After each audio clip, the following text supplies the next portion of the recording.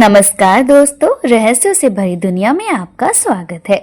जैसा कि आप सभी जानते हैं कि कलयुग की शुरुआत 5000 साल पहले हो चुकी है, लेकिन इसका अंत होने में अभी काफी वक्त बाकी है। ग्रंथों और पुराणों के अनुसार ये 4 युग सबसे खास हैं: सतयुग, त्रेता युग, द्वापर युग और कलयुग। ये बात तो आप सभी जानते हैं कि सतयुग से द्वापर युग तक जो भी कोई गुस्से में क्रोधित होकर किसी को श्राप दे देता था, उस श्राप का असर तभी से शुरू हो जाता था। लेकिन कलयुग में ऐसा क्यों नहीं होता है? तो चलिए हम आपको बताते हैं कि कलयुग में क्यों किसी को श्राप नहीं लगता।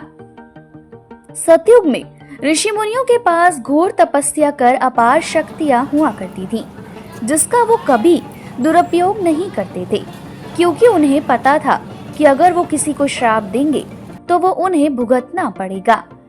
उस समय पर सिर्फ ऋषि मुनि ही नहीं, बल्कि जो आम जन, जिनकी आत्मा बहुत पवित्र हुआ करती थी, जिनका मन साफ होता था, वो भी घोर तपस्या कर दिव्य शक्तियां प्राप्त करते थे और उनका भी श्राप लग जाया करता था, क्योंकि उस वक्त किसी के मन में कोई छल कपट, लालसा या किसी का बुरा करने की सद्भावना नहीं हुआ करती थी।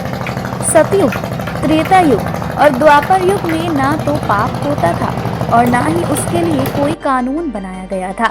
और देखा जाए तो कलयुग में पाप अभी अपनी चरम सीमा पर नहीं है।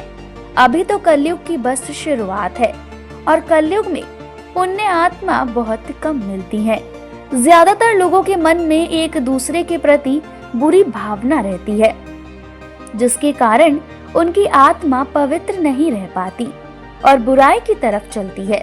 वहीं जिनका मन पवित्र होता है और वो पूजा पाठ में लगे रहते हैं, उनका दिया हुआ श्राप आज भी लगता है। अब के समय में ऐसा कोई व्यक्ति नहीं है जिसने कभी झूठ का रास्ता ना पकड़ा हो। इसलिए घोर तपस्या करने वाले ऋषि मुनियों का श्राप आज भी लगता है, लेकिन धीरे धीरे लगता है। लेकिन आने वाले समय में पाप इतना बढ़ जाएगा कि किसी का मन इतना पवित्र नहीं रहेगा और इसी कारण से श्राप लगना बंद हो जाएगा।